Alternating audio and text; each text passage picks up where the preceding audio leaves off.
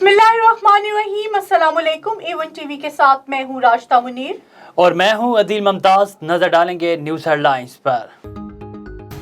कराची में 23 अक्टूबर को schedule बल्दियाती election गैर मुअय्यना मुद्दत तक मुलतवी। इलेक्शन कमीशन 15 रोज बाद दोबारा इजलास करके सूरत-ए-हाल का जायजा लेगा। अगली तारीख का फैसला होगा। बल्दियाती इंतखाबात कराने की हर मुमकिन कोशिश की। तर्जमान इलेक्शन कमीशन के मुताबिक वजारत दाखिला से फौज और रेंजर्स की फ्राहमी यकीनी बनाने का कहा था। वजारत दाखिला ने नफरी की कमी के पेश नज़र मुआवजत की। इलेक्शन कमीशन का पंजाब को 7 रोज में बल्दियाती कानून बनाने का हुक्म। चीफ इलेक्शन कमिश्नर ने कहा कि पंजाब हुकूमत सुप्रीम कोर्ट के अहकामात की खिलाफ वर्जी कर रही है।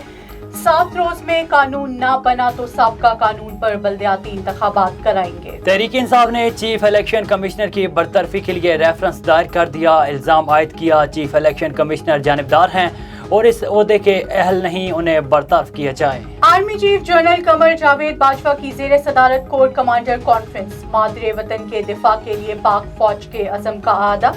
ISPR के मुताबिक मजबूत जोहरी कमांड एंड कंट्रोल निज़ाम स्ट्रेटेजिक असासों की सलामती पर मुकम्मल एतमाद का इजहार। आर्मी चीफ ने फॉर्मेशंस की ऑपरेशनल तैयारियों, सैलाब रिलीफ सरगर्मियों में किरदार को सराहा।